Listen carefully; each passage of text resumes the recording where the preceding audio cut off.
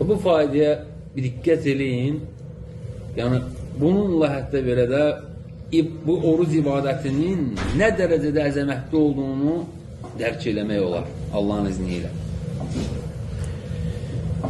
Baxın, diqqətlə qulaq asın. İzə kənə yevmul qiyamə yuhasibullahu abdəhu və yuəddi mə aleyhi minəl məzalimi min səiri əməlihi. Qiyamət günü necə bilirsiniz ki, haqq hesab olanda kimlərə zülm olunubsa, zalimdan yəni zülm eləyəndən onun savabları götürüləcəkdir, veriləcəkdir məzluma. Düzdürmü? Məzluma veriləcəkdir. Hətta izə ləm yəvqa illə savm.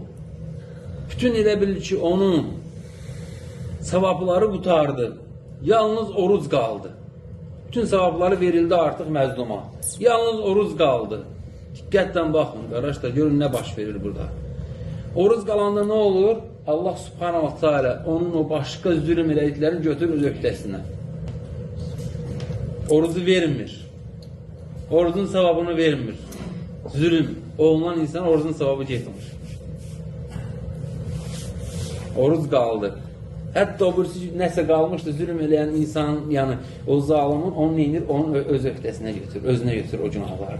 Yəni özü onun qarşısına alır və neyinir Allah subhanahu ta'ala? Mə bəqiyə minəl məzalimi və yudxiluhul cənnətə bis-savm.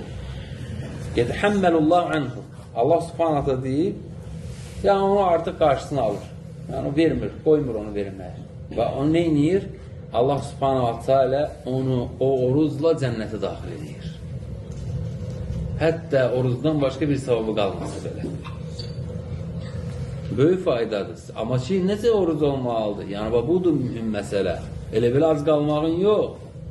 Oruzda olmağın, zikirlə keçirməyin, Quranla keçirmək, dua ilə keçirmək, yatmaqla yox, televizor qabağında yox, seriallar qabağında yox. Bu oruz deyil. Böyle az qalmaq Allah subhanahu ehtiyacı yoxdur.